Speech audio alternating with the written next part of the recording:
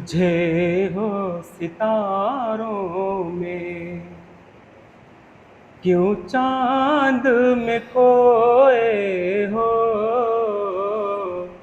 الجھے ہو ستاروں میں، آقا کو میرے ڈھونڈو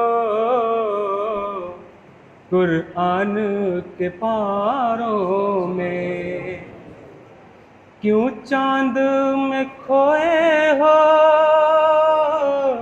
الجھے ہو ستاروں میں، آقا کو میرے ڈھونڈو قرآن کے پاروں میں،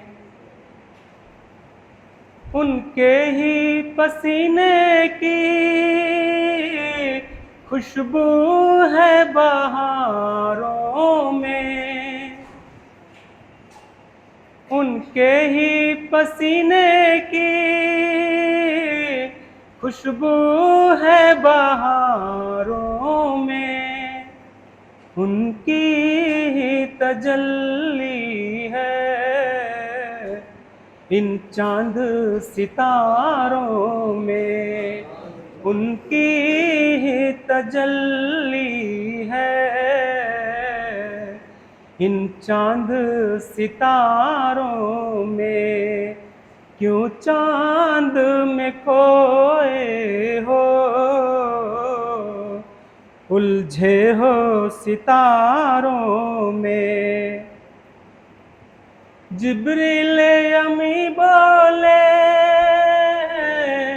سدرا کے مکی بولے، جبریل امی بولے سدرا کے مکی بولے، تم سا نہ کوئی دیکھا، تم سا نہ کوئی دیکھا، لاکھوں میں ہزاروں میں، تم سا نہ کوئی دیکھا، لاکھوں میں ہزاروں میں، کیوں چاند میں کھوئے ہو؟ الجھے ہو ستاروں میں۔ اے کاش کبوتر ہی ہم بن کے رہے ہوتے، اے کاش کبوتر ہی ہم بن کے رہے ہوتے، اس گنبد خضرا کی پر نور مناروں میں، اس گنبد خضرا کی پر نور مناروں میں، کیوں چاند میں کھوئے ہو؟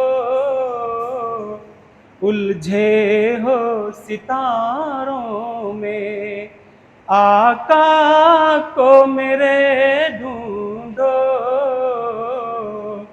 قرآن کے پاروں میں، تجھ کو بتا دوں میں جنت کسے کہتے ہیں، تجھ کو بتا دوں میں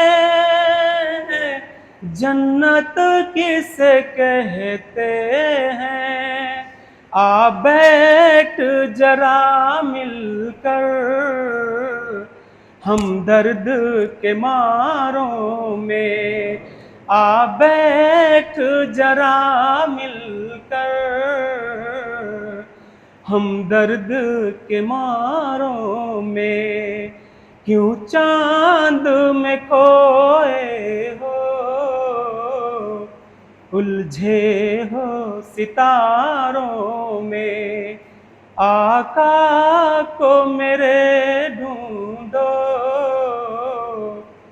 قرآن کے پاروں میں۔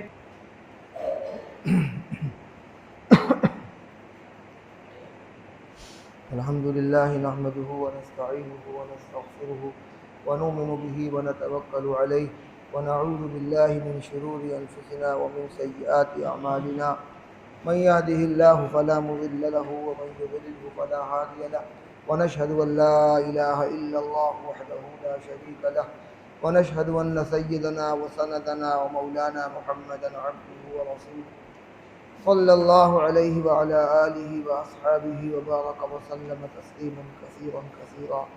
أما بعد، فأعوذ بالله من الشيطان الرجيم. بسم الله الرحمن الرحيم.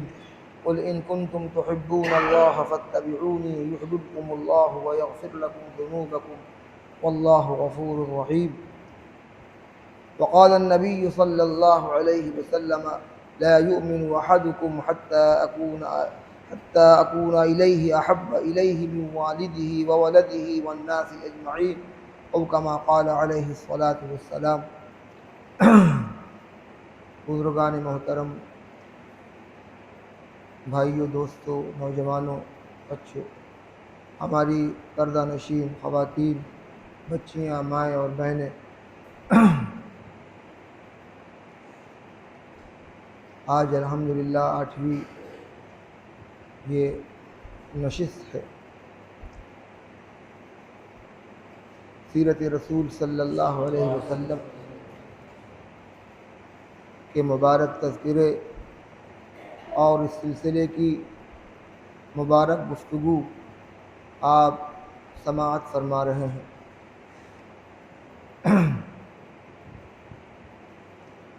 کل کی گفتگو بیعت عقبہ ثانیہ پر ختم ہوئی تھی، یعنی مدینہ منورہ سے آنے والے اوس و خزرج کے جو لوگ مسلمان ہو رہے تھے، ان میں پہلا وفد نبوت کے 11ویں سال 6 افراد پر مشتمل تھا، جن لوگوں نے مینا کی گھاٹی میں آپ صلی اللہ علیہ وسلم کے دست اقدس پر ایمان و اسلام قبول کیا، اور وہ لوگ پھر مدینے واپس چلے گئے، اپنے ایمان و اسلام کا اعلان کیا، گھر گھر نبی کریم صلی اللہ علیہ وسلم کے مبارک تذکرے اور آپ کا چرچہ ہونے لگا، اسلام کا تعارف ہونے لگا۔ نبوت کے 12ویں سال، جیسا کہ کل ذکر کیا جا چکا ہے، 12 افراد آپ کی خدمت میں آئے۔ ان 12 میں سے 5 وہ لوگ تھے جو پچھلے سال آئے تھے، اور مزید 7 لوگ اور آئے۔ ان لوگوں نے بھی مینا کی گھاٹی میں رسول اللہ صلی اللہ علیہ وسلم سے ملاقات کی، اور اس بار صرف ملاقات ہی نہیں کی، ایمان و اسلام ہی نہیں قبول کیا، بلکہ آپ کو مدینہ آنے کی دعوت بھی دی، اور آپ سے بیعت بھی کی، ہاتھ میں ہاتھ دے کر عہد و پیمان بھی لیا۔ جب یہ دوبارہ واپس ہونے لگے تو اللہ کے رسول صلی اللہ علیہ وسلم نے ان کے ساتھ 2 معلم اور استاذ بھی اپنے صحابہ میں سے روانہ کیے، حضرت مصعب بن عمیر اور حضرت عبداللہ بن ام مکتوم رضی اللہ عنہما۔ یہ لوگ مدینے جا کر مسلمانوں کو قرآن کی تعلیم دے رہے تھے، اور جو لوگ ابھی اسلام سے ناآشنا تھے، اسلام سے ان کا تعلق نہیں تھا، ان کے سامنے اسلام کا تعارف کرانا، قرآن کی آیات پڑھ کر سنانا، اسلام کی خوبیاں اور اسلام کے محاسن گنانا، ان کی اس دعوت سے کافی اثر ہوا۔ پورے 1 سال یہ لوگ رہے، اور گھر گھر میں اسلام کا چرچا ہو گیا، بہت سے لوگ ان کی دعوت پر، ان کی محنت پر اسلام میں داخل ہو گئے۔ اور پھر اس سے اگلے سال یعنی نبوت کے 13ویں سال ایک بڑا قافلہ جن کی قیادت حضرت مصعب بن عمیر رضی اللہ عنہ فرما رہے تھے۔ 88 لوگوں پر مشتمل وہ قافلہ تھا، جس میں 86 مرد تھے، اوس و خزرج کے لوگ تھے، اور 2 عورتیں بھی تھیں۔ اللہ کے رسول صلی اللہ علیہ وسلم نے ان سے بھی منی کی گھاٹی میں ملاقات کی، سب کے سامنے اسلام پیش کیا، سب نے اسلام قبول کیا، اور سب لوگوں نے آپ کے ہاتھ پر بیعت کی اور آپ کو مدینے آنے کی دعوت دی۔ آپ نے ان انصار سے یہ بھی معاہدہ لیا، جس طرح آپ اپنی جان کی، اپنی مال کی حفاظت کرتے ہیں، اپنی بیوی بچوں کی حفاظت کرتے ہیں، اسی طرح آپ میری اور میرے اصحاب کی حفاظت کا وعدہ کریے۔ ان لوگوں نے اس پر بھی عہد و پیمان لیا، اور رسول اللہ صلی اللہ علیہ وسلم مدینے آنے کی اجازت نہیں بلکہ دعا درخواست کی کہ آپ مدینہ تشریف لائیے اور اسلام کا مرکز مدینے کو بنائیے۔ اللہ کے رسول صلی اللہ علیہ وسلم کی نبوت کی ابتدا اور اس کی شروعات جس طرح سچے خوابوں سے ہوئی تھی، نبوت ملنے سے پہلے آپ سچے خواب دیکھ رہے تھے، اور وہ خواب آپ کی نبوت کی بڑی علامت تھی۔ جس طرح رات میں خواب دیکھتے اسی طرح دن میں بالکل وہ چیز صحیح ثابت ہو جاتی، روز روشن کی طرح آیا ہو جاتی۔ اسی طرح جب آپ کی ہجرت کا وقت آیا تو آپ کو سچے خواب دکھائی جانے لگے، اور خواب میں آپ سے کوئی کہہ رہا ہے کہ ایک کھجور والے علاقے کی طرف، ایک نخلستان کی طرف آپ ہجرت فرمائیں گے۔ جگہ کا تعین نہیں ہو رہا ہے، شہر اور علاقہ نہیں بتایا جا رہا ہے، ایک کھجور والا علاقہ۔ یہاں تک کہ رسول اللہ صلی اللہ علیہ وسلم نے سمجھا شاید ہجر کا مقام ہو یا بحرین کا مقام ہو، کیونکہ ان مقامات پر کھجوروں کے باغات کثرت سے تھے۔ بعد میں اللہ تبارک و تعالیٰ نے خواب ہی میں آپ کو اس جگہ کا بھی تعین فرما دیا کہ آپ کو مدینہ منورہ ہجرت کر کے جانا ہے۔ معراج کے واقعے میں آپ کو یہ بات آپ کے سامنے میں نے عرض کی تھی کہ رسول اللہ صلی اللہ علیہ وسلم جب مسجد حرام سے مسجد اقصیٰ کی طرف تشریف لے جا رہے تھے تو آپ کو 2-3 جگہ اتارا بھی گیا تھا۔ جبریل امین نے اس براق کو 2-3 جگہ راستے میں اتارا تھا، اس میں سے ایک جگہ یثرب بھی تھی۔ مدینہ کا پرانا نام یثرب ہے، اور آپ سے یہ بات فرمائی گئی یہاں آپ 2 رکعت نماز پڑھیں، یہ آپ کا دارالہجرت ہے۔ یہ آپ کو وہ بات معراج کے سفر میں بتلا بھی دی گئی تھی، اور اللہ تبارک و تعالیٰ نے بعد میں جب ہجرت کا وقت آیا تو آپ کو وہ جگہ دکھلائی بھی گئی خواب میں، اور آپ نے مدینہ کی طرف اپنے اصحاب کو ہجرت کرنے کی اجازت دے دی۔ اللہ تعالیٰ نے آپ کو حکم دے دیا کہ آپ اپنے اصحاب کو اجازت دے دیجئے کہ وہ مدینہ کی طرف ہجرت کریں۔ چنانچہ سب سے پہلے جس جوڑے نے ہجرت کا ارادہ کیا اس میں حضرت ابو سلمہ رضی اللہ عنہ اور ان کی اہلیہ ام سلمہ رضی اللہ عنہ، جو ان کے وفات کے بعد رسول اللہ صلی اللہ علیہ وسلم کے نکاح میں آئی۔ ان کے ساتھ ایک بچہ تھا جس کا نام سلمہ تھا۔ سلمہ ہی کی وجہ سے ان بچے کے باپ کو ابو سلمہ کہتے تھے، ماں کو ام سلمہ کہا جاتا تھا۔ جب ان لوگوں نے سفر کا ارادہ کر لیا، اونٹ پر سامان باندھ دیا گیا، کجاوا رکھ دیا گیا، اور یہ حضرات جب اونٹ پر سوار ہو گئے تو ان کے قبیلے کے لوگوں کو اطلاع ملی۔ حضرت ام سلمہ رضی اللہ عنہ کے خاندان والے آئے اور انہوں نے حضرت ابو سلمہ سے یہ بات کہی کہ بھئی تم اپنی جان کے، اپنی ذات کے ذمہ دار ہو، ہماری لڑکی کو تم نہیں لے جا سکتے، چنانچہ تم خود جا سکتے ہو، ہم اپنی لڑکی کو مکے سے نہیں جانے دیں گے۔ چنانچہ حضرت ام سلمہ کو وہ لوگ پکڑ کر لے گئے۔ حضرت ام سلمہ کے گھر والے، ان کے بھائی بند، ادھر ابو سلمہ کے گھر والے آئے اور انہوں نے کہا کہ اپنے اس بچے کو ہم نہیں جانے دیں گے۔ وہ بچہ بھی ام سلمہ کے ہاتھ سے چھین لیا گیا۔ اب تینوں لوگ 3 طرف ہو گئے۔ ابو سلمہ رضی اللہ عنہ اکیلے انہوں نے ہجرت کی، ان کی بیوی کو ان کے مائکے والوں نے روک لیا، ان کے گھر والوں نے، ان کے ماں باپ نے روک لیا، اور اس بچے کو، اس معصوم بچے کو تو حضرت ام سلمہ کے گھر والے لے کر چلے گئے۔ حضرت ام سلمہ رضی اللہ عنہ خود روایت نقل کرتی ہیں، ارشاد فرماتی ہیں کہ میں مکے سے باہر ابطح کے مقام پر چلی جاتی، دن بھر روتی رہتی، کیونکہ ان دونوں جوڑوں میں بے انتہا محبت تھی، بے انتہا محبت تھی۔ شوہر ہجرت کر کے مدینہ چلے گئے، بچہ بھی جدا ہو گیا، خود تنہا رہ گئی۔ ابتح کے مقام پر چلی جاتی جو مکے سے باہر تھا، وہاں جا کر روتی رہتی، یہاں تک کہ اسی حال میں سال بھر گزر گیا، سال بھر کسی کو رحم نہیں آیا۔ اور بعد میں پھر ان کے چچازاد بھائیوں کو خیال آیا اور ان لوگوں نے اکٹھے ہو کر خاندان والوں سے کہا کہ اس مسکینہ پر، اس غریب عورت پر رحم کرو، کیوں تم اس کو روکے ہوئے ہو؟ اس کا شوہر چلا گیا ہے، اس کا بچہ اس سے جدا ہو گیا ہے، یہ رو رہی ہے۔ چنانچہ لوگوں کو ترس آیا اور سلمہ کو ہجرت کی اجازت دے دی گئی اور ان کے بچے کو ان کے پاس دے دیا گیا۔ وہ خود کہتی ہیں میں تنہا ایک اونٹ پر سوار ہوئی، اپنے بچے کو اس پر بٹھایا اور لے کر مدینہ کا میں نے رخ کیا۔ جب مدینہ سے باہر مقام تنعیم پر میں پہنچی تو ہمیں حضرت عثمان ابن ابی طلحہ ملے۔ انہوں نے کہا بھی کہاں کا ارادہ ہے؟ دیکھا کہ ایک عورت تنہا ایک معصوم بچے کو لی ہے اور چلی جا رہی ہے، تو کہا بھی کہاں کا ارادہ ہے؟ حالانکہ وہ بھی اسلام نہیں لائے تھے۔ تو حضرت سلمہ رضی اللہ عنہا نے فرمایا میں مدینے جا رہی ہوں اپنے شوہر کے پاس، ہجرت کا میں نے ارادہ کر لیا ہے۔ تو انہوں نے پوچھا کہ بھئی تمہارے ساتھ کون ہے؟ تم تو تنہا ہو۔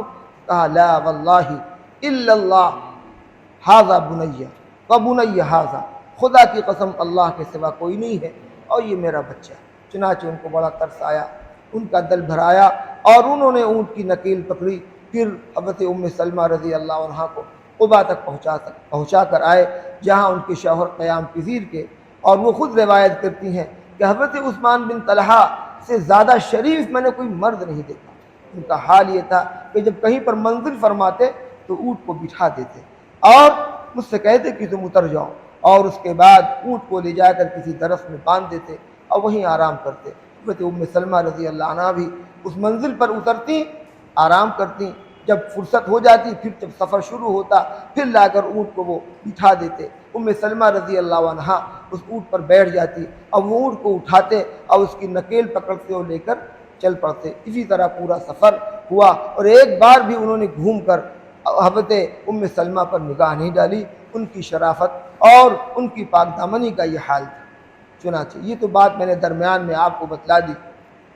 اس واقعے کے بعد جب تیسرا قافلہ رسول اللہ صلی اللہ علیہ وسلم کے ہاتھوں پر بیعت کر کے مدینہ واپس ہوا تو ان لوگوں نے کھلم کھلا پہنچ کر مدینے میں اپنے ایمان و اسلام کا اعلان کیا اور اسلام کا چرچا گھر گھر ہونے لگا، اور شاید ہی کوئی گھر ایسا تھا جس گھر میں اسلام داخل نہ ہو گیا ہو۔ اسلام کا تعارف ہو گیا اور لوگ رسول اللہ صلی اللہ علیہ وسلم کی آمد کا انتظار کرنے لگے۔ جس وقت یہ 76 لوگوں پر مشتمل قافلہ رسول اللہ صلی اللہ علیہ وسلم کے ہاتھ پر بیعت کر کے واپس ہوا، وہ ذی الحجہ کا وقت تھا۔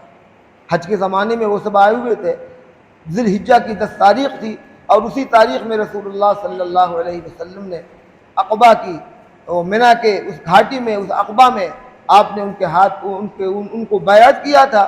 اس واقعے کے 2 مہینے کے بعد ذی الحجہ کا مہینہ گزرا، محرم کا مہینہ گزرا، رسول اللہ صلی اللہ علیہ وسلم نے ربیع الاول کے مہینے میں ہجرت کا ارادہ فرما لیا۔ چنانچہ آپ دوشنبے کے دن جب آپ اپنے گھر سے چلے تو دوشنبے کے دن آپ غار ثور میں، پنجشنبے کے دن، جمعرات کے دن غار ثور میں پہنچے۔ 3 روز تک آپ نے غار ثور میں قیام فرمایا۔ اس کے بعد دوشنبے کے دن آپ نے مدینے کے سفر کا آغاز فرمایا، اس کی ابتدا فرمائی۔ اسی اثنا میں یعنی اس 2-3 مہینے کے اندر مکے کے تمام گھر تقریباً مسلمانوں سے خالی ہو گئے۔ کتنے گھرانے ایسے تھے جس پہ تالے لگ گئے، سارے کے سارے افراد ہجرت کر کے مدینے کی طرف روانہ ہو گئے۔ بڑے بڑے صحابہ حضرت عثمان غنی، حضرت عمر رضی اللہ عنہ اور اجلہ کے بارے صحابہ وہ سب مدینہ منورہ پہنچ گئے۔ صرف مدینے میں اللہ کے رسول صلی اللہ علیہ وسلم ہیں، حضرت ابو بکر ہیں، حضرت علی ہیں، یا کچھ خواتین ہیں، یا کچھ وہ کمزور مسلمان ہیں جو اپنی کمزوری کی وجہ سے اور وسائل نہ ہونے کی وجہ سے، سواری نہ ہونے کی وجہ سے، سفر کے اخراجات نہ ہونے کی وجہ سے ہجرت نہیں کر پا رہے تھے۔ باقی سارے مسلمانوں سے مکہ خالی ہو گئی۔ ادھر ابو جہل کو اور دیگر تمام سرداران مکہ کو، قریشان مکہ کو، کفاران مکہ کو یہ علم ہو گیا کہ اب محمد صلی اللہ علیہ وسلم بھی ہجرت کرنے والے ہیں، یہ بھی اب بہت جلدی ہی یہاں سے ہجرت کر جائیں گے۔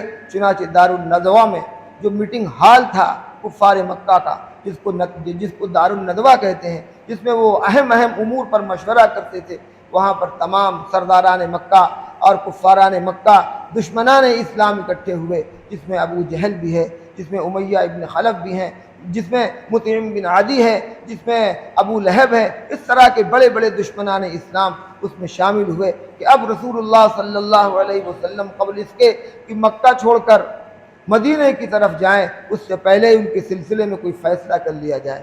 غور و فکر ہو رہا ہے، اور اس میٹنگ میں سارے لوگ سر دوڑ کر بیٹھے ہوئے ہیں، یہاں تک کہ شیطان ایک بوڑھے شیخ کی شکل میں آ کر دروازے پر کھڑا ہو گیا، اور اس نے کہا کہ لوگوں نے پوچھا تم کون ہو؟ کہا کہ میں نجد کا رہنے والا ہوں، وہاں کا ایک شیخ ہوں، مجھے پتہ چلا ہے کہ آپ لوگ کسی اہم معاملے پر مشورے کے لیے یہاں پر جمع ہوئے ہیں، میں بھی آپ کی گفتگو میں شریک ہونا چاہتا ہوں، اگر آپ مجھے اندر آنے کی اجازت دیں تو میں بھی اندر آ کر آپ کی گفتگو میں شامل ہو جاؤں۔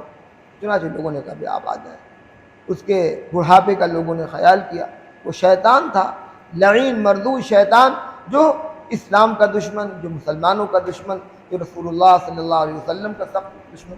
مشورہ شروع ہوا، رائے آنی شروع ہوئی، لوگوں نے کہا کہ بھئی ان کو قید کر دیا جائے، تو فوراً شیطان لعین بول اٹھا، یہ رائے بالکل ناپسند ہے، اس لیے کہ اگر تم نے محمد صلی اللہ علیہ وسلم کو قید کر دیا تو ان کے اصحاب کو اگر یہ اطلاع ہو گئی تو وہ تم پر ٹوٹ پڑیں گے، یا تو وہ ختم ہو جائیں گے، ورنہ اپنے ساتھی اور اپنے نبی محمد صلی اللہ علیہ وسلم کو چھڑا کر لے جائیں گے۔ یہ رائے بالکل صحیح نہیں، لوگوں نے اس کی تردید کر دی، اس کو رد کر دیا۔ دوسری رائے یہ آئی کہ انہیں یہاں سے جلا وطن کر دیا جائے، مکے سے نکال دیا جائے۔ اس نے کہا یہ رائے تو بالکل ہی بہتر نہیں ہے، بالکل ہی ناپسند ہے، اس لیے کہ تمہیں پتہ نہیں کہ ان کی زبان کتنی شیریں ہے، ان کی زبان پر جو کلام جاری ہوتا ہے وہ کتنا فصیح و بلیغ ہے، اور کتنا ان کے اخلاق کیسے ہیں، کس طرح لوگ ان کی جادو اور ان کے بہکاوے میں آ جاتے ہیں۔ اگر تم نے مکے سے ان کو نکال دیا تو ہو سکتا ہے کسی دوسرے شہر میں جا کر پناہ لیں اور ان کا وہاں پر اثر ہو جائے، وہاں پر ان کے ماننے والوں کی تعداد زیادہ ہو جائے اور وہ سب اکٹھے ہو کر مکے پر حملہ کر دیں، تم پر حملہ کر دیں، تم کو تہو تیخ کر دیں، اس لیے رائے بالکل ہی ناپسند کی جاتی ہے۔ اس کی بھی لوگوں نے تردید کر دی، اس کو بھی رد کر دیا۔ تیسری رائے ابو جہل بولا، کہا کہ بہتر یہ ہے کہ ہر قبیلے کا ایک نوجوان منتخب کیا جائے، ایک نوجوان چنا جائے، ہر قبیلے کا اس نوجوان کے ہاتھ میں ایک تلوار دی جائے اور سب بیک بارگی محمد صلی اللہ علیہ وسلم پر اپنی تلوار چلائیں، ان کو قتل کر دیں، اور اس طرح جب محمد صلی اللہ علیہ وسلم کو سارے قبیلے کے لوگ مل کر قتل کریں گے تو بنو ہاشم میں پھر اتنی قوت و طاقت نہیں ہے کہ وہ سارے قبیلے والوں سے مقابلہ کر سکے، پھر فیصلہ ہوگا دیت پر اور خون بہا پر، اور وہ اس کو ہم لوگ کر لیں گے۔ تو شیطان نے کہا ہاں یہ سب سے بہتر رائے۔ چنانچہ ان جاہلوں اور ان نادانوں کو کیا پتا کہ جس ہستی کے بارے میں ہم ان کے قتل کے منصوبے بنا رہے ہیں، ان کا بھیجنے والا، ان کا رب ان تمام معاملات سے واقف ہے۔ فوراً جبریل امین حاضر ہوئے اور قرآن کی آیت اتری، وَإِذْ يَمْكُرُ بِكَ الَّذِينَ كَفَرُوا لِيُثْبِتُوكَ أَوْ يَقْتُلُوكَ أَوْ يُخْرِجُوكَ وَيَمْكُرُونَ وَيَمْكُرُ اللَّهُ وَاللَّهُ خَيْرُ الْمَاكِرِينَ۔ اے نبی، آپ کو پتہ ہے آپ کے خلاف کیا کیا منصوبے بن رہے ہیں؟ آپ کو قتل کرنے کی، آپ کو شہر سے نکالنے کی، آپ کو قید کرنے کی تدبیریں کی جا رہی ہیں۔ دشمنان اسلام اور آپ کے دشمنان آپ کے خلاف اس طرح کی تدبیریں کر رہے ہیں، اور اللہ بھی آپ کی حفاظت کی تدبیریں کر رہا ہے، اور اللہ سے بہتر کس کی تدبیر ہو سکتی ہے؟ اسی آیت میں آپ کو ہجرت کی اجازت دی گئی، اسی آیت میں آپ کو ہجرت کی بھی اجازت تھی۔ ابھی تک نبی کو ہجرت کی اجازت نہیں تھی، سارے صحابہ جا رہے تھے، اور آپ نے اپنی ہجرت کے ساتھی کو بھی اپنے ساتھ روک رکھا تھا، ان کو بھی آپ نے ہجرت کی اجازت نہیں دی تھی، اس لیے کہ وہ ہستی تو نبی کے ساتھ ہجرت کرنے والی تھی، صدیق اکبر رضی اللہ عنہ کی ذات گرامی۔ چنانچہ جیسے ہی دن میں یہ مشورہ ہو رہا ہے، دن ہی میں اللہ تبارک و تعالیٰ نے آپ کو حالات سے باخبر کر دیا، عین دوپہر کے وقت، جبکہ اس وقت لوگوں کے آرام کا وقت ہوتا تھا، قیلولہ کا وقت ہوتا تھا، اور آج بھی عرب میں اور اس وقت بھی عرب میں دوپہر چونکہ بڑی سخت ہوتی ہے، اور دھوپ کی تمازت بہت زیادہ ہوتی ہے، اس لیے اس وقت لوگ جب بالکل دوپہر کا وقت ہوتا ہے تو اپنے گھروں میں لوگ محصور ہوتے ہیں، اپنے گھروں میں لوگ آرام کر رہے ہوتے ہیں۔ اسی وقت رسول اللہ صلی اللہ علیہ وسلم اپنے گھر سے نکلے اور آپ نے ایک چادر اوڑھی۔ دھوپ کی اتنی شدت تھی کہ آپ نے ایک چادر اوڑھی اور چادر اوڑھ کر اپنا چہرہ ڈھک کر، اپنا سر ڈھک کر ابو بکر صدیق رضی اللہ عنہ کے گھر پر تشریف لے گئے۔ اور جب حضرت ابو بکر صدیق رضی اللہ عنہ نے آپ کو دوپہر کے وقت آتے ہوئے دیکھا تو سمجھ گئے کوئی خاص معاملہ ہے۔ اس وقت نبی اپنے گھر سے نہیں نکلا کرتے، اس وقت لوگ اپنے گھروں سے نہیں نکلا کرتے، اس وقت حضور گھر پر تشریف لا رہے ہیں، لگتا ہے کوئی اہم معاملہ ہے۔ چنانچہ آپ حضرت صدیق اکبر رضی اللہ عنہ کے گھر پر تشریف لے گئے اور جا کر فرمایا ابو بکر اللہ نے ہمیں ہجرت کی اجازت دے دی، اللہ نے ہمیں ہجرت کی اجازت دے دی۔ اب صدیق اکبر رضی اللہ عنہ سے رہا نہ گیا اور انہوں نے عرض کیا یا رسول اللہ آپ کی ہم رکابی کے لیے کون ہوگا، آپ کے ساتھ کون تشریف لے جائے گا؟ تو آپ نے فرمایا اللہ نے یہ بھی فرمایا ہے کہ تمہارے ساتھ صدیق اکبر بھی ہوں گے، تمہارے ساتھ صدیق اکبر بھی ہوں گے۔ چنانچہ حضرت صدیق اکبر رضی اللہ عنہ خوشی کی اس قدر خوشی ہوئی کہ رونے لگے۔ حضرت عائشہ صدیقہ رضی اللہ عنہ فرماتی ہیں کہ مجھے اس سے پہلے یہ بات نہیں معلوم تھی اور میں یہ نہیں سمجھتی تھی کہ لوگ فرط مسرت سے اور بہت زیادہ خوش ہونے سے بھی رونے لگتے ہیں، لیکن میں نے اپنے باپ کو اس وقت دیکھا اس قدر ان کو مسرت ہوئی، اس قدر ان کو شادمانی ہوئی کہ وہ رونے لگے خوشی کی وجہ سے۔ اور ہوتا بھی ہے کبھی کبھی بے انتہا جب خوشی ہوتی ہے تو فرط مسرت سے آدمی کی آنکھوں سے آنسو نکلنے لگتے ہیں۔ انہوں نے فوراً عرض کیا یا رسول اللہ میں نے پہلے ہی 2 اونٹنیوں کو خوب کھلا پلا کر تیار کر رکھا، 2 اونٹنیاں انہوں نے 400 درہم میں خرید رکھی تھی۔ میں نے یہ بات آپ کو شروع ہی میں بتلائی تھی کہ حضرت صدیق اکبر رضی اللہ عنہ جب اسلام میں داخل ہوئے تو ان کے پاس 40,000 درہم تھے، مکے کے بڑے تاجروں میں ان کا شمار تھا، بڑے سرمایہ دار آدمی تھے، لیکن اسلام لانے کے بعد اپنی ساری دولت اسلام پر اور رسول اللہ صلی اللہ علیہ وسلم کی حفاظت پر، اسلام کی ترقی پر خرچ کر ڈالا۔ صرف ہجرت کے لیے تھوڑا سا پیسہ بچا کر رکھا تھا اور ہجرت کے سفر سے جو رقم بچی تھی اسی پیسے سے کچھ دینار کچھ درہم میں غالباً 400 درہم میں یا کچھ درہموں میں مسجد نبوی کی جو زمین تھی اس کی قیمت ادا کی تھی۔ چنانچہ حضرت صدیق اکبر رضی اللہ عنہ نے فرمایا اے اللہ کے رسول صلی اللہ علیہ وسلم یہ 2 اونٹنیاں میں ان کو کئی مہینے سے کھلا رہا ہوں، ببول کی پتیاں کھلا رہا ہوں اور کھلا کر ان کو فربا کیا ہے تاکہ ہجرت کے سفر میں یہ ہمارا ساتھ دیں۔ یہ 2 اونٹنیاں ہیں، ان میں سے جو اونٹنی آپ کو پسند ہو اسے آپ منتخب فرما لیں۔ چنانچہ آپ نے فرمایا ہاں اپنے لیے میں 1 اونٹنی پسند کرتا ہوں لیکن اس کی قیمت دوں گا، اس کی قیمت تمہیں لینی پڑے گی۔ حضرت صدیق اکبر رضی اللہ عنہ نے فرمایا میری اپنی کوئی رائے نہیں، جو نبی کی رائے ہو ہم اس پر تیار ہیں، اگر آپ قیمت دینا چاہتے ہیں تو قیمت دے دیں، آپ کی مرضی اور آپ کی منشا یہی ہے کہ قیمت دیں ہیں تو اس قیمت کو ہم قبول کرنے کے لیے تیار ہیں۔ علماء فرماتے ہیں حضرت صدیق اکبر رضی اللہ عنہ نے اس سے پہلے رسول اللہ صلی اللہ علیہ وسلم پر اپنا بے انتہا مال اور بے انتہا دولت اور اپنا سارا سرمایہ نبی کی حفاظت پر اور اسلام کی ترقی پر خرچ کیا تھا۔ اس موقع پر اللہ کے رسول صلی اللہ علیہ وسلم نے اس اونٹنی کو ہدیتاً قبول نہیں کیا بلکہ فرمایا کہ ہم اس کی قیمت دیں گے۔ ایسا کیوں؟ اس کی وجہ یہ ہے کہ ایمان کے بعد ہجرت سب سے زیادہ افضل عمل ہے۔ ایمان اللہ اس کے رسول پر لانے کے بعد سب سے افضل عمل کون ہے؟ ہجرت۔ اللہ کے رسول صلی اللہ علیہ وسلم ہجرت فرما رہے ہیں اور آپ نے یہ سوچا اور آپ کا یہ خیال یہ ہوا کہ اس ہمارے عمل میں ہمارا ہی پیسہ اور ہمارا ہی سرمایہ لگے۔ چنانچہ آپ نے قیمت دے کر صدیق اکبر رضی اللہ عنہ سے وہ اونٹنی خریدی جس کا نام قصوہ تھا، قاف صاد واو اور واو پہ کھڑا زبر یا لگا کر کھڑا زبر۔ بعض لوگ کہتے ہیں اس اونٹنی کا نام جدعہ تھا، جیم دال عین الف حمزہ 2 نام اس کی تاریخ میں آتے ہیں۔ چنانچہ جبریل امین نے آپ کو یہ بھی نصیحت کی، یہ بھی کہا اے اللہ کے رسول آج کی رات اپنے گھر پر اپنے دولت کدے پر آپ شب نہ گزاریں، آپ کے لیے خطرہ ہے۔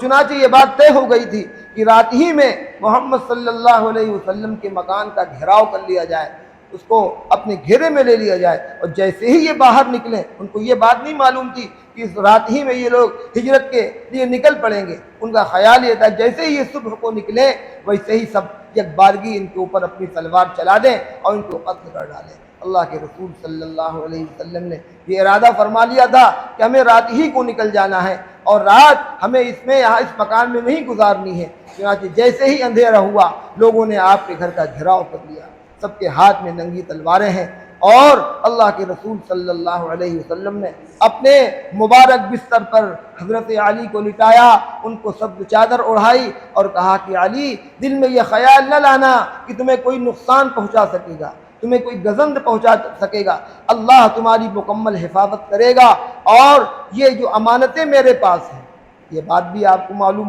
ہے، آپ نے سن لیا ہے کہ اللہ کے رسول صلی اللہ علیہ وسلم کا لقب ہی الامین تھا، الصادق الامین تھا۔ لوگ اپنی امانتیں باوجود مخالفت کے، باوجود دشمنی کے، آپ کی صداقت اور آپ کی امانت پر ان کو 100% یقین تھا، اس لیے وہ اپنی امانتیں آپ کے پاس لا کر رکھا کرتے تھے۔ بہت سی امانتیں آپ کے پاس موجود تھیں، آپ نے حضرت علی رضی اللہ عنہ کو مقرر فرمایا کہ صبح کو یہ امانتیں لوگوں کو واپس کر دینا، اس کے بعد تم بھی مدینے چلے آنا۔ چنانچہ حضرت علی فرماتے ہیں خدا کی قسم، زندگی میں وہی ایک رات تھی جس رات میں مکمل اطمینان کے ساتھ سویا اور مجھے موت کا کوئی خوف نہیں تھا، اس لیے کہ مجھے اس بات کا کامل یقین تھا کہ جب تک نبی کی امانتیں واپس نہیں کر دی جائیں گی اس وقت تک مجھے موت نہیں آ سکتی، اس لیے کہ نبی نے ہمیں اس کے لیے مقرر اور معمور فرمایا تھا، اس لیے موت سے بے خوف ہو کر میں اس پوری رات سویا تھا، اور ایمان ایسا کامل تھا کہ ان کو کامل یقین تھا کہ دشمن میرا بال بیکا نہیں کر سکتے۔ چنانچہ جب آپ نے نکلنے کا ارادہ فرمایا تو ابو جہل ملعون باہر کھڑا ہو کر یہ کہہ رہا تھا کہ لوگوں، محمد صلی اللہ علیہ وسلم یہ کہتے ہیں کہ جو میرا اتباع کرے گا، جو مجھ پر ایمان لائے گا، وہ دنیا اور آخرت میں فلاح و بہبود پائے گا، اللہ کی جنت اس کو ملے گی، اللہ کی رضا اس کو ملے گی۔ اور محمد صلی اللہ علیہ وسلم یہ بھی کہتے ہیں کہ جو میرا اتباع نہیں کرے گا، جو مجھ پر ایمان نہیں لائے گا، وہ دنیا میں بھی ذلیل ہوگا اور جہنم کے گڑھے میں اس کو داخل کیا جائے گا، جہنم کی آگ میں اس کو جلایا جائے گا۔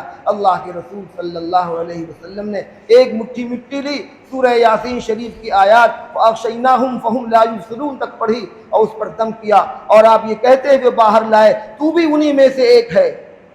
ابو جہل کو یہ کہتے ہوئے آپ یہ باہر تشریف نکلے کہ تو بھی انہی میں سے ایک ہے جو دنیا میں ذلیل و رسوا ہوگا اور آخرت میں جہنم میں داخل کیا جائے گا، اس کی دہکتی ہوئی آگ میں تجھے داخل کیا جائے گا۔ یہ کہتے ہوئے آپ نے ان کے سروں پر وہ مٹی ڈالی اور اپنے مکان سے باہر آ گئے۔ اللہ نے ان کی آنکھوں پر پردہ ڈال دیا، ان کو نظر ہی نہیں آیا، اور آپ اپنے گھر سے نکل کر حضرت صدیق اکبر رضی اللہ عنہ کے گھر پر پہنچے اور فرمایا کہ بس رات ہی میں ہجرت کا سفر شروع ہو جائے گا۔ چنانچہ صبح کا آپ نے بالکل انتظار نہیں کیا، حضرت صدیق اکبر رضی اللہ عنہ اور رسول اللہ صلی اللہ علیہ وسلم یہ دونوں لوگ وہاں سے نکل کر غار ثور کی طرف بڑھے۔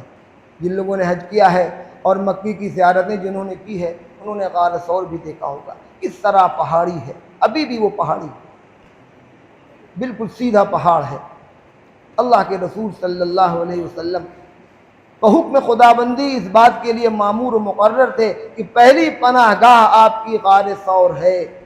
جب اس پہاڑی پر آپ چڑھنے لگے تو آپ کے وہ نرم و نازک پیر زخمی ہو گئے، اس سے خون بہنے لگا۔ صدیق اکبر رضی اللہ عنہ نے یہ دیکھا کہ میرے آقا و مولا، میرے نبی جن پر ہم اپنی جان نثار کرتے ہیں، ان کے پیر تو زخمی ہوئے جاتے ہیں اور آپ اتنی مشقت کی تاب نہ لا سک رہے تھے، تو صدیق اکبر رضی اللہ عنہ نے آپ کو اپنے کندھوں پر بٹھا لیا، اپنے کندھوں پر بٹھایا اور کندھوں پر بٹھا کر پہاڑ کی اس بلندی پر چڑھتے چلے گئے، پہاڑ کی اس بلندی پر چڑھتے چلے گئے، یہاں تک کہ غار ثور کے اس دہانے پر آپ پہنچ گئے۔ جب وہاں پر آپ پہنچے تو آپ نے رسول اللہ صلی اللہ علیہ وسلم سے فرمایا آپ باہر تشریف رکھیں، یہ غار نہ جانے کب سے اسی طرح پڑا ہے، اس میں ہو سکتا ہے کوئی موذی جانور ہو، اس میں ہو سکتا ہے کوئی اور خطرناک کوئی چیز بیٹھی ہو جس سے آپ کو تکلیف پہنچ جائے۔ اور یہ بات بھی میں آپ کو بتاتا چلوں کہ جب آپ اپنے مکان سے نکل کر غار ثور کی طرف جا رہے تھے تو آپ کا حال یہ تھا آپ کی بےتابی اور آپ کی بے چینی کی یہ انتہا تھی کہ کبھی آپ آگے چلتے، کبھی پیچھے چلتے، کبھی دائیں چلتے، کبھی بائیں چلتے، بار بار یہی کر رہے تھے۔ حضور صلی اللہ علیہ وسلم نے فرمایا اے ابو بکر یہ کیا ہے بھائی، کبھی آگے پہ کبھی پیچھے، کبھی دائیں کبھی بائیں؟ تو فرمایا کہ اللہ کے رسول مجھے جب یہ خطرہ ہوتا ہے کہ پیچھے سے کوئی حملہ نہ کر دے تو میں پیچھے ہو جاتا ہوں، اور جب مجھے یہ خطرہ ہوتا ہے کہیں کوئی آگے گھات لگائے بیٹھا نہ ہو تو میں آگے چلا جاتا ہوں، جب مجھے یہ خیال ہوتا ہے دائیں طرف سے کوئی آپ پر حملہ نہ کر دے تو میں دائیں طرف ہو جاتا ہوں، جب بائیں طرف سے خطرہ ہوتا ہے تو میں بائیں طرف ہو جاتا ہوں۔ تو حضور نے فرمایا کیا تم یہ خیال کر رہے ہو کہ تم قتل ہو جاؤ اور میں بچ جاؤں؟ تو صدیق اکبر رضی اللہ عنہ نے فرمایا یقیناً اے اللہ کے رسول میں یہ سوچ رہا ہوں کہ آپ بحفاظت مدینہ پہنچ جائیں اور میں اس راہ میں قتل کر دیا جاؤں، آپ پر کوئی آنچ نہ آنے پائے۔ چنانچہ آپ نے ارشاد فرمایا ابو بکر گھبراؤ نہیں، لا تحزن ان اللہ معنا، گھبراؤ نہیں، اللہ ہمارے ساتھ ہے، گھبرانے کی کوئی ضرورت نہیں ہے۔ اللہ کے رسول صلی اللہ علیہ وسلم نے ارشاد فرمایا ما ظنک یا ابی بکر باثنین اللہ ثالثہما، اے ابو بکر ان دو آدمیوں کے بارے میں تمہارا کیا خیال ہے جس میں تیسرا خدا موجود ہے؟ کیا سمجھ رہے ہو؟ ہم تو تنہا چل رہے ہیں، ہمارے ساتھ تیسری ذات خدائے رب العزت والجلال کی ہے جو ہماری حفاظت کر رہی ہے۔ چنانچہ اسی پیچ و تاب کے ساتھ آپ غار ثور میں پہنچے۔ ابو بکر صدیق رضی اللہ عنہ نے اپنی قبا چاٹ کی اور اس سے جو اس میں سوراخ تھے ان سوراخوں کو آپ نے بند کر دیا، اور یہاں تک کہ ایک سوراخ باقی رہ گیا اور بند کرنے کے لیے کوئی کپڑا باقی نہ رہا تو صدیق اکبر رضی اللہ عنہ نے اس میں اس طرح اپنا انگوٹھا لگا دیا۔ اللہ کے رسول صلی اللہ علیہ وسلم کو جب غار کی صفائی کر دی، جھاڑ پوچھ دیا، تب عرض کیا یا رسول اللہ اب حضور اندر تشریف لے آئیں۔ چنانچہ آپ اندر تشریف لے گئے۔ اس مقام پر رک کر ایک بات آپ بھی جانیے کہ جب بہت زیادہ قربت ہو جاتی ہے تو اس قدر ادب و احترام باقی نہیں رہتا۔ ایسا ہوتا ہے تو بہت زیادہ بے تکلف دوست ہوتے ہیں، ان میں ادب و احترام نہیں چلتا، بے تکلفی ہے تو ادب و احترام نہیں، ادب و احترام ہے تو بے تکلفی نہیں۔ یہاں عجب معاملہ ہے، قربت انتہا درجے کی ہے کہ نبی سے ان سے زیادہ کوئی قریب نہیں، اسی درجے کا ادب و احترام بھی ہے۔ دونوں چیزیں ساتھ ساتھ لے کر چلنا یہ سمجھیے انگارے کو ہاتھ پر رکھنے کے مترادف ہے۔ نبی سے اس قدر قرب و اتصال، نبی سے اس قدر محبت اور اسی درجے نبی کا ادب و احترام کہ نبی کی جان پر اپنی جان کو فدا کیے دے رہے ہیں، اپنے آپ کو قربان کیے دے رہے ہیں۔ غار کی صفائی کرنے کے بعد حضرت صدیق اکبر رضی اللہ عنہ نے حضور کو اندر بلایا۔ حضور صلی اللہ علیہ وسلم تھکاوٹ سے بالکل چور ہو چکے تھے، اور جو سوراخ بند نہیں ہوا تھا اس پر صدیق اکبر رضی اللہ عنہ نے اپنا انگوٹھا لگا رکھا تھا کہ اس سے کوئی موذی جانور اندر داخل نہ ہو جائے، اس لیے کہ پہاڑوں کے غاروں میں اور وہاں کے کھوہوں میں اسی طرح کے موذی جانور رہا کرتے ہیں۔ چنانچہ اللہ کے رسول صلی اللہ علیہ وسلم صدیق اکبر رضی اللہ عنہ کی ران پر سر رکھ کر لیٹے اور آپ کو نیند آ گئی، بہت زیادہ تھک گئے تھے۔ حضرت ابو بکر صدیق رضی اللہ عنہ آپ کی حفاظت پر مقرر تھے، اپنی آنکھ لگنے نہیں دے رہے تھے، حالانکہ ان کو بھی بہت تھکاوٹ تھی لیکن وہ بالکل بیدار تھے کہ کوئی دشمن یہاں آ نہ جائے، نبی پر کوئی حملہ نہ کر دے۔ چنانچہ اسی اثنا میں جبکہ نبی کی آنکھیں لگی ہوئی تھیں، ایک موذی سانپ نے آپ کے انگوٹھے میں ڈنک مارا، کاٹ لیا، اور ایسا زہریلا وہ سانپ تھا کہ اس کے زہر کی تاب نہ لا سکے، اور آپ چلائے تو نہیں لیکن آپ کی آنکھوں سے بے انتہا تکلیف کی وجہ سے آنسو ٹپ ٹپ گرنے لگے، یہاں تک کہ نبی کے چہرے مبارک پر آنسو کے قطرات گرے تو اللہ کے رسول صلی اللہ علیہ وسلم نے اپنی مبارک آنکھیں کھولی اور فرمایا ابو بکر کیا بات ہے، یہ آنسو کیوں گر رہے ہیں؟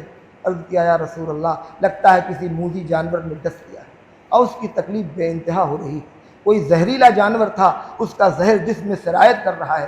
تو آپ نے فوراً اپنا لعاب دہن نکالا اور ابو بکر کے انگوٹھے پر لگایا، جس کی وجہ سے اس زہر کا اثر اس وقت جاتا رہا۔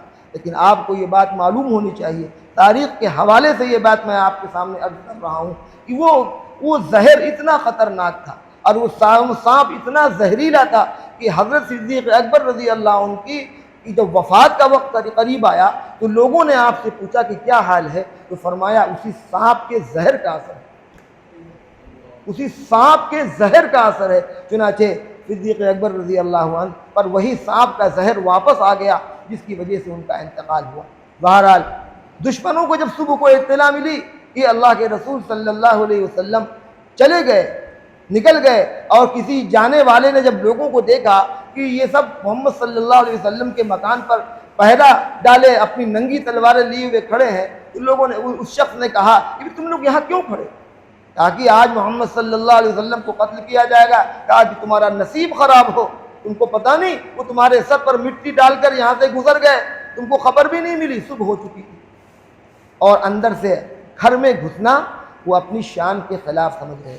عرب بڑے غیرت دار بھی تھے، کسی کے گھر میں وہ گھسنا اپنی شان کے خلاف سمجھ رہے تھے۔ نبی کے گھر میں ان کی اجازت کے بغیر کیسے گھس جاتے، اور نبی باہر نہیں نکل رہے ہیں، اس لیے کہ نبی تو جا چکے ہیں۔ تب ان کو بڑا افسوس ہوا، اپنے سروں کو انہوں نے جھاڑا تو اس پر سے مٹی گری، اور جب اندر جا کر دیکھا تو سمجھ گئے کہ علی لیٹے ہوئے ہیں، حضرت علی لیٹے ہوئے ہیں۔ اس لیے کہ لیٹنے کی حیثیت سے بھی آدمی پہچانا جاتا ہے، حضور کی لیٹنے کی حیثیت سے حضور پہچانے جاتے ہیں، اور علی کی جو لیٹنے کی حیثیت تھی ان سے وہ پہچانے گئے۔ چنانچہ جب وہ اٹھے، لوگوں نے ان سے پوچھا کہ کہاں ہے محمد صلی اللہ علیہ وسلم؟ حضرت علی نے فرمایا مجھے پتہ نہیں کہاں ہے، میں نہیں جانتا۔ چنانچہ تاریخ کی روایت میں یہ بات موجود ہے، حضرت اسماء بنت ابو بکر فرماتی ہیں کہ ہمارے گھر پر کچھ لوگ آئے، اس میں ابو جہل بھی تھا، اس نے آ کر مجھ سے یہ پوچھا آئی نا ابو، تیرا باپ کہاں ہے؟ میں نے کہا مجھے نہیں پتا ہے۔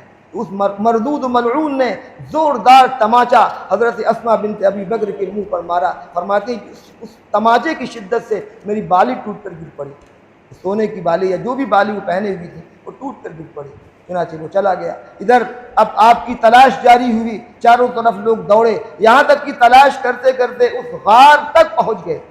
اللہ تبارک و تعالیٰ نے آپ کی حفاظت کے انتظامات کیے۔ فوراً اس غار کے دہانے پر مکڑی نے جالا دانا، اور ایک کبوتر اور کبوتری آئے، انڈے دیے، اور وہاں پر ان کے انڈے اور ساری چیزیں گری ہوئی پڑی۔ لوگ ڈھونڈتے ڈھونڈتے ڈھونڈتے ڈھونڈتے وہاں تک پہنچ گئے۔ صدیق اکبر رضی اللہ عنہ نے ان کے قدموں کو دیکھا اور کیا یا رسول اللہ، ہم لوگ پکڑے گئے۔ اللہ کے رسول صلی اللہ علیہ وسلم نے فرمایا لا تحزن ان اللہ معنا۔ قرآن نے نبی اور ابو بکر صدیق کی ہجرت کے واقعے کو بہت بہترین انداز میں ذکر کیا۔ اذ ہما فی الغار اذ یقول لصاحبہ لا تحزن ان اللہ معنا فانزل اللہ سکینتہ علیہ وأیدہ بجنود لم تروها وجعل کلمۃ الذین کفروا السفلی وکلمۃ اللہ ہی العلیٰ واللہ عزیز حکیم۔ فرمایا جس وقت کی وہ دونوں ہستیاں ہجرت کے خیال سے نکلی تھیں اور غار ثور میں موجود تھے وہ دونوں لوگ، اور دشمن وہاں تک پہنچ گئے تھے، اور ان کے ساتھی اللہ تعالیٰ نے صدیق اکبر رضی اللہ عنہ کو صاحب کہا، اور جو شرف صدیق اکبر کو حاصل ہے وہ شرف کسی بھی صحابی کو حاصل نہیں ہے۔ یہ مسئلہ آپ جانے رہیے کہ صدیق اکبر رضی اللہ عنہ کی صحابیت کا تذکرہ قرآن سے ہے، قرآن میں ان کی صحابیت کا ذکر ہے۔ جو صدیق اکبر کی صحابیت کا اور ان کی خلافت کا انکار کرے وہ کافر ہے، اس لیے کہ اور کسی صحابی کی صحابیت کا تذکرہ قرآن میں نہیں ہے۔ اللہ نے ان کو صاحب کہا، یعنی دو صحابہ اور صاحب کے معنی میں کوئی فرق نہیں ہے۔ چنانچہ صدیق اکبر رضی اللہ عنہ کے زمانے میں ایک صاحب قرآن کی تلاوت کر رہے تھے، اور جب اس آیت پر پڑھے اذ یقول لصاحبہ لا تحزن ان اللہ معنا، تو صدیق اکبر رضی اللہ عنہ رونے لگے اور فرمایا کہ وہ صاحب جن کا تذکرہ قرآن میں موجود ہے وہ میں ہی ہوں، اللہ نے مجھے صاحب کہا۔ بہرحال 3 روز وہاں پر آپ کا قیام رہا، دشمنان اسلام آپ کی تلاش میں رہے۔ حضرت عبداللہ بن ابی بکر، حضرت عامر بن فہیرہ جو حضرت ابو بکر صدیق رضی اللہ عنہ کے غلام ہیں، حضرت اسماء بنت ابی بکر، یہ سب حضرت ابو بکر صدیق رضی اللہ عنہ کے گھرانے کے جو لوگ تھے۔ حضرت ابو بکر صدیق رضی اللہ عنہ ہی کی وہ شان تھی کہ ان کا پورا گھر اسلام کا خادم تھا، اسلام کا محافظ تھا، اسلام کا علم بردار تھا، رسول اللہ صلی اللہ علیہ وسلم کا محافظ تھا۔ چنانچہ حضرت صدیق اکبر رضی اللہ عنہ غار میں آ گئے تھے، اور گھر پر کون تھے؟ ان کے بڑے صاحبزادے عبداللہ بن ابی بکر، حضرت ابو بکر کے غلام عامر بن فہیرہ، ان کی صاحبزادی حضرت اسماء جو گھر سے کھانا بنا کر بھیجتی تھی۔ حضرت عامر بن فہیرہ رات کے وقت آیا کرتے تھے اور بکریوں کو لے کر آتے، ان دونوں حضرات کو دودھ پلا جاتے۔ حضرت عبداللہ بن ابی بکر دن بھر مکے میں رہتے اور مکے والوں کی خبر لا کر رات کو حضور صلی اللہ علیہ وسلم کو اور حضرت ابو بکر کو سناتے تھے کہ آپ کے خلاف یہ تدبیریں ہو رہی ہیں، یہ ہو رہا ہے۔ 3 روز آپ وہاں پر قیام پذیر رہے۔ میں نے ابھی عرض کیا کہ جمعرات کے دن آپ اپنے گھر سے نکلے تھے اور 3 دن آپ کا قیام رہا۔ اب دوشنبے کے دن آپ مدینے کی ہجرت کے لیے غار ثور سے نکل رہے ہیں۔ عبداللہ بن ابی اریقط ایک کافر تھا، مذہباً مشرک تھا، لیکن راستے سے بہت واقف تھا۔ اس کو آپ نے اور حضرت ابو بکر نے اجرت پر لیا اور جو 2 اونٹنیاں تیار تھیں ہجرت کے سفر کے لیے اس کو اس کے سپرد کی۔ وہ تیسرے دن غار ثور پر لے کر ان اونٹنیوں کو حاضر ہو گیا۔ اللہ کے رسول صلی اللہ علیہ وسلم آگے بیٹھے، پیچھے حضرت ابو بکر بیٹھے اور ایک اونٹنی پر عامر بن فہیرہ بیٹھے اور ایک تیسری اونٹنی تھی جو عبداللہ بن اریقط لے کر چل رہا تھا اور آگے آگے راستہ بتاتا چل رہا تھا۔ مدینے کا جو مشہور و معروف راستہ تھا اس راستے کو آپ نے نہیں اختیار کیا، بلکہ ایک غیر مشہور راستے سے آپ نے اس سفر کی ابتدا کی، چونکہ دشمنوں کی طرف سے پورا خطرہ بنا ہوا تھا۔ چنانچہ ابو جہل جب مجبور ہو گیا اور مایوس ہو گیا کہ محمد صلی اللہ علیہ وسلم اور ان کے ساتھی ابو بکر کو نہیں پکڑا جا سکا، تو اس نے یہ اعلان کیا کہ جو حضرت ابو بکر کو قتل کرے یا پکڑ کر لائے، جو محمد صلی اللہ علیہ وسلم کو قتل کرے یا ان کو پکڑ کر لائے، ہم ہر ایک کے بدلے 100 سرخ اونٹ دیں گے۔ سرخ اونٹ عرب میں بہت قیمت کا مالک، بہت قیمتی سمجھا جاتا ہے اور بہت بڑا سرمایہ تھا کہ ایک شخص کے بدلے 100 اونٹ قیمت ملیں گے، لاکھ کروڑوں روپے ہو گئے۔ چنانچہ یہ اطلاع جب سراقہ بن مالک کو ملی، سراقہ بن مالک فتح مکہ کے موقع پر ایمان لائے تھے اور ان کے دونوں صاحبزادے مخلص مسلمان تھے اور ہجرت کر کے مدینہ پہنچ چکے تھے، لیکن سراقہ بن مالک اس وقت تک کافر تھے۔ اس انعام کی لالچ ان پر سوار ہو گئی، کچھ بولے نہیں۔ جس مجلس میں کسی آنے والے ان کو آ کر بتایا کہ یہ انعام رکھا گیا ہے محمد صلی اللہ علیہ وسلم و ابو بکر کے قتل پر، ان کی گرفتاری پر، تو کچھ نہیں بولے۔ چنانچہ جب وہ شخص چلا گیا، اس کو ٹال دیا جس نے بتایا تھا، تو چپکے سے اٹھے، اپنی باندی سے کہا ذرا میرا گھوڑا نکالو اور فلاں ٹیلے کے نیچے لے جا کر باندھاؤ۔ اور اس کے بعد گھر کے پیچھے سے وہ نکلے، اپنا نیزہ لیا اور گھوڑے پر بیٹھ کر سر پر دوڑے، یہاں تک کہ رسول اللہ صلی اللہ علیہ وسلم ساحل سمندر سے چلے جا رہے تھے۔ ابو بکر صدیق رضی اللہ عنہ نے سراقہ بن مالک کو دور سے دیکھا تو کہا کہ یا رسول اللہ، ہم تو پکڑے گئے، سراقہ بن مالک ہماری ہی تلاش میں آ رہا ہے اور ہم ہی کو پکڑنے کے لیے آ رہا ہے۔ چنانچہ جیسے وہ قریب پہنچا، رسول اللہ صلی اللہ علیہ وسلم نے بددعا فرمائی اور وہ اپنے گھوڑوں سمیت اس پتھریلی زمین میں گھٹنوں تک دھس گیا۔ اس نے دیکھ لیا، سمجھ لیا، کہا کہ خدا کے واسطے میں معافی چاہتا ہوں، میں نے سمجھ لیا ہے کہ آپ کی ہی بددعا سے ایسا ہوا ہے، آپ مجھے معاف کر دیں، آپ مجھے معاف کر دیں۔ میں وعدہ لیتا ہوں کہ میں اب کسی آنے والے کو آپ تک آنے نہ دوں گا، آپ کی حفاظت کی ذمہ داری لیتا ہوں۔ چنانچہ آپ نے پھر دعا کے لیے ہاتھ اٹھائے اور اس کے لیے دعا فرمائی، زمین نے اس کی ٹانگوں کو چھوڑ دیا اور وہ باہر آ گیا۔ چنانچہ وہ واپس گیا، کچھ توشہ وشا، کچھ کھانے پینے کا سامان راستے میں رکھ لیا تھا، وہ رسول اللہ صلی اللہ علیہ وسلم کو دینے لگا۔ آپ نے اس کو قبول نہیں فرمایا آپ نے صرف اتنا فرمایا کہ لوگوں کو میری طرف آنے نہ دینا، لوگوں کو میری طرف آنے نہ دینا۔ چنانچہ وہ واپس چلا گیا۔ پھر جب کسی نے بھی کوئی ارادہ کیا، اس نے روک دیا، کہا کہ جانے کی کوئی ضرورت نہیں، وہ نکل گئے ہیں پاؤ میں، کیونکہ چنانچہ اس نے وعدہ کر لیا۔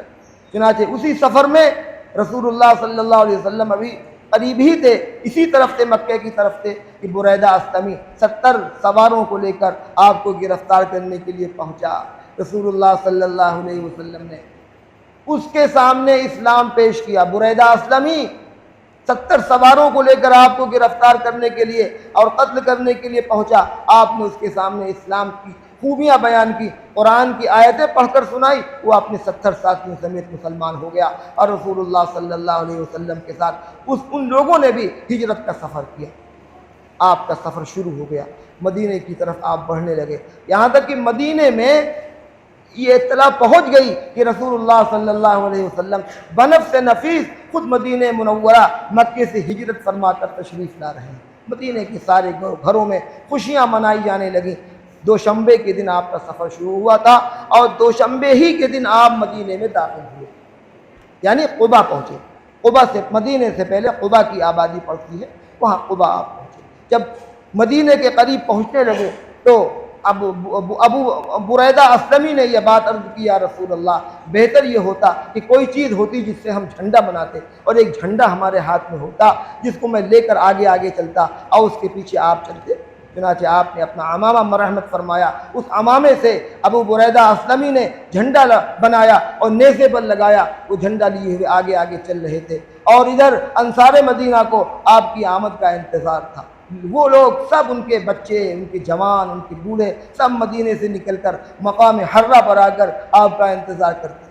اب دوپہر ہو جاتی تو اپنے گھروں کو واپس چلے جاتے.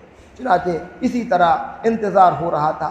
آخر ایک دن جب وہ واپس ہونے لگے تو ایک یہودی اپنے گھر پر کھڑا اس منظر کو دیکھ رہا تھا. جب یہ لوگ واپس جانے لگے تو اس کی نگاہ حضور صلی اللہ علیہ وسلم کے چہرے انور پر پڑی, اور اس نے دور سے ہی دیکھتے ہی سمجھ لیا کہ یہی نبی آخر الزماں ہے. اور اس نے انصار کو بلا کر کہا, اے انصار, تمہارا مقصد تمہیں حاصل ہو گیا ہے. جس نبی کا تمہیں انتظار تھا وہ نبی آ رہے ہیں, جلوہ افروز ہونے والے ہیں. چنانچہ آپ دوشنبے ہی کے دن 12 ربیع الاول, بعض تاریخی روایت کے مطابق 8 ربیع الاول اور بعض تاریخی روایت کے مطابق 12 ربیع الاول, دوشنبے ہی کے دن آپ قبا پہنچے. آپ کو یہ بات معلوم ہے کہ مدینے سے پہلے, مدینے سے 3 میل پہلے قبا کی آبادی ہے, جہاں بنی عمرو بن عوف کے قبائل آباد ہیں. اس میں کلثوم بن حدم, بنی عمرو بن عوف کے سردار کلثوم بن حدم ہیں, جو بہت معزز آدمی تھے, سردار آدمی تھے. رسول اللہ صلی اللہ علیہ وسلم مدینے سے پہلے قبا میں رونق افروز تھے, اور کلثوم بن حدم کے مکان پر آپ نے قیام فرمایا, اور حضرت صدیق اکبر رضی اللہ عنہ کو کسی دوسرے صحابی کے مکان پر ٹھہرایا گیا. وہاں پر تمام انصار و مہاجری جو لوگ مکے سے آئے ہوئے تھے وہ سب بھی آپ کی آمد کے منتظر تھے. وہاں پر سب پہنچ گئے, ملاقاتیں ہونے لگی, اور سب نے کیا کہتے ہیں اپنے اپنے مکانات کو آپ کی خدمت کے لیے, آپ کے قیام کے لیے پیش کیا. لیکن بہرحال چونکہ آپ معمور من اللہ تھے, قبا میں آپ نے کلثوم بن حدم کے مکان پر قیام فرمایا, اور وہاں دوشنبے کے دن آپ پہنچے تھے, اور جمعے کے دن آپ وہاں سے مدینے کے لیے روانہ ہو گئے. اسی بیچ آپ نے قبا میں ایک مسجد کی تعمیر فرمائی, جس کو آج بھی مسجد قبا کہتے ہیں. اس مسجد کی تعمیر, سب سے پہلے اس بستی میں آپ نے مسجد کی تعمیر فرمائی, اور تاریخی روایت میں یہ بات موجود ہے کہ سب سے پہلے آپ نے پہلا پتھر جانب قبلہ لا کر رکھا. اس کے بعد حضرت صدیق اکبر رضی اللہ عنہ نے ایک پتھر رکھا, عمر رضی اللہ عنہ نے رکھا, عثمان غنی نے رکھا, اس طرح اور صحابہ نے پتھر رکھا. پھر اس مسجد کی تعمیر شروع ہو گئی. خود رسول اللہ صلی اللہ علیہ وسلم اس مسجد کی تعمیر میں لگے ہوئے ہیں, اینٹیں اٹھا اٹھا کر, پتھر اٹھا اٹھا کر لا رہے ہیں. اور یہاں تک کہ جب بوجھ زیادہ ہو جاتا تو ان پتھروں کو روکنے کے لیے اپنے سینے سے آپ جو ہے سہارا لیتے. صحابہ آپ کو منع کرتے, یا رسول اللہ آپ رہنے دیں, ہم لوگ ہیں, لیکن آپ سب کی باتوں کا انکار کرتے. خود اس مسجد کی تعمیر میں مصروف رہے, یہاں تک کہ مسجد قبا کی تعمیر ہو گئی. اور ایسی مسجد جس مسجد کی تعریف قرآن حکیم میں اللہ رب العزت نے نازل, لمسجد اسس على التقوى من اول يوم احق ان تقوم فيه رجال يحبون ان يتطهروا والله يحب المطهرين. اس مسجد کی بھی تعریف کی گئی, اور وہاں کے رہنے والوں کو بھی اللہ نے تعریف کی. یہ بڑے نظافت پسند لوگ ہیں, یہاں کے قبا کے لوگ بڑے ہی نظافت پسند اور بہت ہی صفائی پسند لوگ ہیں. اللہ کے رسول صلی اللہ علیہ وسلم نے کلثوم بن حدم سے پوچھا کہ آخر تمہاری کیا خوبی ہے کہ اللہ نے قرآن میں تمہاری تعریف نازل فرمائی؟ تو عرض کیا, یا رسول اللہ, ہم لوگ مٹی سے بھی, اس سنجے میں مٹی بھی استعمال کرتے ہیں اور پانی بھی استعمال کرتے ہیں, جس سے نظافت اپنے انتہا کو پہنچ جاتی ہے. حضور نے فرمایا, اچھا اسی وجہ سے اللہ نے تمہاری صفائی کی اور تمہاری نظافت کی تعریف کی. وہ مسجد جس کے بارے میں قرآن کہتا ہے وہ ایسی مسجد ہے جس کی تعمیر تقوی کی بنیاد پر ہوئی. اور کیوں نہ تقوی کی بنیاد پر ہوتی, جس کا سنگ بنیاد رکھنے والا اللہ کا آخری نبی ہو, جو نبیوں کا امام و سردار ہو, جو پوری کائنات, پوری انسانیت کا محسن ہو, جس ہستی نے اس مسجد کی تعمیر کی ہو, جس ہستی نے اس مسجد کا سنگ بنیاد رکھا ہو, اس مسجد کی تعریف قرآن کیوں نہ کرے. آپ اس مسجد کی تعمیر سے فارغ ہوئے, اس میں نماز بھی پڑھی ہوگی, اور اس مسجد کی تعریف اور فضیلت میں آپ نے ارشاد فرمایا, جب تک آپ اپنی حیات میں رہے آپ کا عموماً معمول تھا کہ ہر سنیچر کے دن کبھی پیدل کبھی سواری پر سوار ہو کر مسجد قباء تشریف لاتے تھے اور وہاں پر دوگانہ ادا کرتے تھے۔ آج بھی اس کا رواج ہے اور عرب اس کے عاشق ہیں۔ شاید ہی کوئی ایسا شخص ہو جو مدینے جائے اور مسجد قباء میں اپنی حاضری نہ دے، اس لیے کہ اللہ کے رسول صلی اللہ علیہ وسلم نے فرمایا جو اپنے گھر سے وضو کر کے چلے اور مسجد قباء میں پہنچ کر 2 رکعت نماز پڑھے اس کو ایک عمرے کا ثواب ملے۔ اور ہر سنیچر کے دن سنت بھی ہے، اسی لیے ہر سنیچر کے دن اللہ کے رسول صلی اللہ علیہ وسلم قباء جایا کرتے۔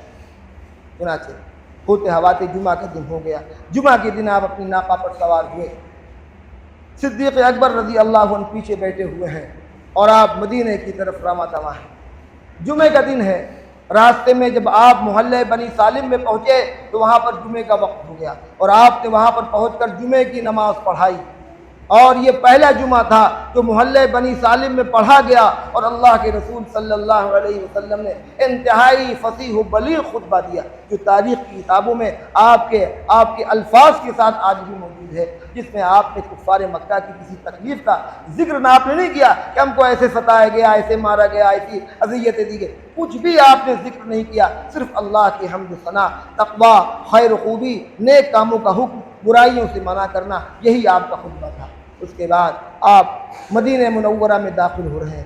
حال یہ ہے کہ انصار مدینہ اپنے ہتھیار لگا کر رسول اللہ صلی اللہ علیہ وسلم کے سامنے آگے دائیں بائیں، جس طرح ایک اللہ کا فرستادہ جایا کرتا ہے، جس طرح ایک نبی کی عزت افزائی ہوتی ہے، اس پوری عزت افزائی کے ساتھ صحابہ آپ کے ارد گرد تھے۔ انصار کی خوشیوں کی انتہا نہ تھی۔ حضرت انس رضی اللہ عنہ فرماتے ہیں خدا کی قسم جس دن اللہ کے نبی صلی اللہ علیہ وسلم مدینہ منورہ میں داخل ہوئے اس سے زیادہ خوشی کا کوئی دن ہم پر نہیں آیا، اس سے زیادہ ہم نے مسرت اور خوشی کا کوئی دن نہیں تھا، اور ہمارا ذرہ ذرہ چمک رہا تھا، اور فرمایا جس دن آپ اس دنیا سے تشریف لے گئے اسی دن ہمارا دن تاریخ ہو گیا، اور آپ کو دفن کرتے ہی جیسے ہی اپنے ہاتھ چھاڑے ویسے ہی ہم نے اپنے دلوں میں تغیر پایا اور تبدیلی پائی۔ جب تک نبی ہمارے درمیان موجود تھے ہمارے دلوں کی کیفیت دوسری تھی، اور جب نبی اس دنیا سے تشریف لے گئے ہم سے جدا ہو گئے تو ہمارے دلوں کی کیفیت بدل گئی۔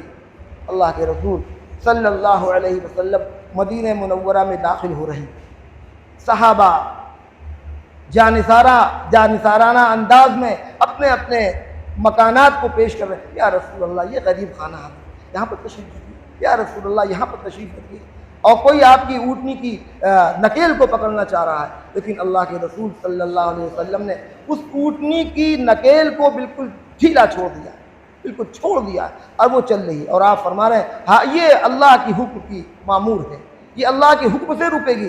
چنانچہ آپ کی دیکھیے یہاں پر رک کر آپ کی فطری خواہش اور دلی خواہش یہ تھی کہ ہم قبیلے بنو نجار میں جو خواجہ عبد المطلب کا ننیال تھا وہاں پر آپ رکنا چاہ رہے تھے، آپ کی دلی تمنا اور دلی خواہش یہ تھی کہ ہم وہیں پر رکیں، اور ابو ایوب انصاری کا مکان جو قبیلے بنو نجار میں تھا اور وہیں پر آپ قیام فرمانا چاہ رہے تھے، لیکن آپ یہ بھی نہیں چاہ رہے تھے کہ میں اپنی مرضی دکھاؤں اور اپنی مرضی سے اپنی اونٹنی کسی کے دروازے پر روک دوں جس کی وجہ سے ہمارے اور دوسرے اصحاب کو کچھ افسوس ہو، اس لیے آپ نے اس کی نکیل چھوڑ دی تھی اور وہ اونٹنی چلی جا رہی تھی، خدا کے حکم سے چل رہی تھی، یہاں تک کہ چلتے چلتے وہ جہاں پر مسجد نبوی بنی ہے پہلے وہاں پر بیٹھی، اور اس کے بعد پھر وہاں سے اٹھی ابو ایوب انصاری کے مکان پر بیٹھی، پھر وہاں سے اٹھی اور جہاں سے پہلی بار بیٹھی تھی وہیں آ کر وہ بیٹھ گئی اور اپنی گردن اس پر ڈال دی۔ یہ اس بات کی علامت تھی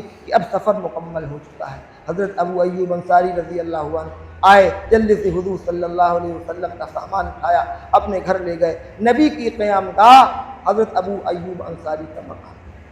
تاریخ کے حوالے سے ایک بات اور بھی میں آپ میں گوشت گزار کرنا چاہتا ہوں۔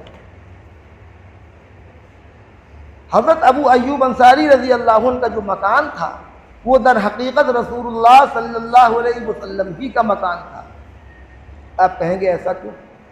تاریخ کی روایات میں یہ بات موجود ہے کہ یمن کا بادشاہ ایک بار اپنے ساتھ 400 علماء یہود کو لے کر سفر کر رہا تھا، اور بھی لوگ اس کے ساتھ تھے۔ اس سفر میں 400 علماء یہود موجود تھے۔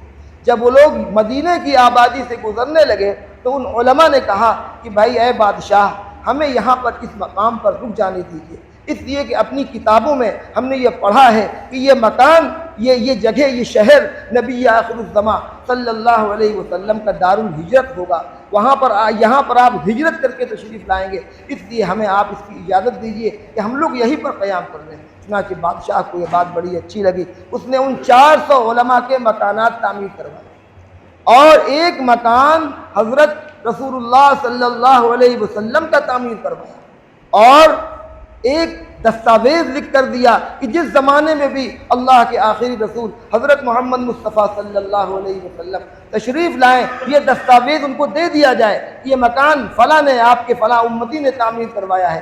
چنانچہ جس عالم کو حضور کے اس مکان میں روکا، اسی عالم کی اولاد ابو ایوب انصاری ہے۔ وہ نسلاً بعد نسلن وہ سلسلہ چلتا رہا، وہ کاغذ منتقل ہوتا رہا، پھر زمانہ چونکہ دراز ہو گیا اس لیے وہ دستاویز ختم ہو گیا، لیکن در حقیقت حضرت ابو ایوب انصاری رضی اللہ عنہ اسی عالم کی اولاد تھے جس عالم کو وہ مکان یمن کے بادشاہ نے حضور کے نام بنا کر ٹھہرایا تھا۔ در حقیقت حضور اپنے ہی مکان پر ٹھہرے ہوئے تھے اور اللہ نے یہ بات آپ کے لیے پسند فرمائی کہ نبی کے لیے جو مکان کسی زمانے میں بنایا گیا ہے، نبی اپنے مکان پر تشریف فرما لیں۔ اللہ کے رسول صلی اللہ علیہ وسلم آپ وہاں پر قیام پذیر ہو گئے، صحابہ کا تاتا لگا رہتا تھا، ملنے والے علماء یہود بھی خاص طور سے آپ کی خدمت میں آ رہے تھے، اور وہیں قیام کے زمانے ہی میں بہت سے علماء یہود نے آپ پر اسلام قبول کیا، آپ کو جانا اور پہچانا، بہت سے لوگوں نے مخالفت شروع کر دی، یہاں تک کہ یہ سلسلہ چلتا رہا۔ حضرت رسول اللہ صلی اللہ علیہ وسلم نے اپنے لیے نیچے کا قیام پسند فرمایا، کیونکہ آپ کی وجہ سے لوگوں کی آمد و رفت رہتی تھی اور آپ کو یہ بات گوارا نہیں تھی کہ میری وجہ سے کسی کو تکلیف پہنچے، اس لیے آپ نے یہ خیال کیا کہ ہم نیچے ہی رہیں تاکہ ابو ایوب انصاری اور ام ایوب کو تکلیف نہ پہنچے، بار بار لوگوں کے آنے جانے سے ان کو دقت نہ پیش آئے۔ رسول اللہ صلی اللہ علیہ وسلم اس طرح وہاں پر قیام پذیر رہے۔ پھر دھیرے دھیرے آپ کے لیے آپ کی ازواج مطہرات میں حضرت سودا رضی اللہ عنہا، حضرت عائشہ رضی اللہ عنہا جو موجود تھیں، ان دونوں کے لیے 2 حجرے تعمیر کیے گئے۔ وہاں پہنچنے کے بعد کچھ دنوں کے بعد رسول اللہ صلی اللہ علیہ وسلم نے جہاں پر آپ کی اونٹنی پہلی بار بیٹھی تھی، وہ 2 یتیم بچوں کی زمین تھی، جہاں پر وہ کھلیان تھا، وہاں پر کھجوریں سکھائی جاتی تھیں۔ اللہ کے رسول صلی اللہ علیہ وسلم نے بحکم خداوندی اس زمین کو پسند کیا، مسجد نبوی کے لیے اس زمین کو پسند کیا، ان 2 یتیم بچوں کو بلایا، ان کے ذمہ داروں کو بلایا اور کہا کہ بھئی یہ زمین میں خریدنا چاہ رہا ہوں۔ ان بچوں نے وہ زمین ہدیتاً فری میں پیش کرنی چاہیے، یا رسول اللہ اس کو میری طرف سے قبول فرما لیں۔ آپ نے فرمایا نہیں، ہم اس کی قیمت دیں گے، اس طرح اس زمین کو قبول نہیں کر سکتے۔ چنانچہ صدیق اکبر رضی اللہ عنہ کے پاس جو رقم موجود تھی وہ اتنی ہی تھی کہ اس سے انہوں نے اس زمین کی قیمت ادا کر دی۔ حضرت عائشہ صدیقہ رضی اللہ عنہ فرماتی ہیں میرے ابا کے پاس جس وقت وہ دنیا سے تشریف لے گئے 1 درہم اور 1 دینار بھی موجود نہیں تھا وراثت، سب کچھ انہوں نے راہ خدا میں صرف کر دیا۔ اللہ کی طرف سے ان کو خلیفہ بنایا گیا تھا، نبی کے بعد پوری امت کے وہ بالاتفاق خلیفہ تھے، لیکن ان کی بیٹی فرماتی ہیں عائشہ صدیقہ، جن کا لقب ہی صدیقہ ہے اور جو سچوں کی سچی ہیں، وہ فرماتی ہیں ابا اس حال میں دنیا سے تشریف لے گئے کہ خلیفہ ہونے کے باوجود ہم لوگوں کو وراثت میں 1 درہم اور 1 دینار بھی نہیں۔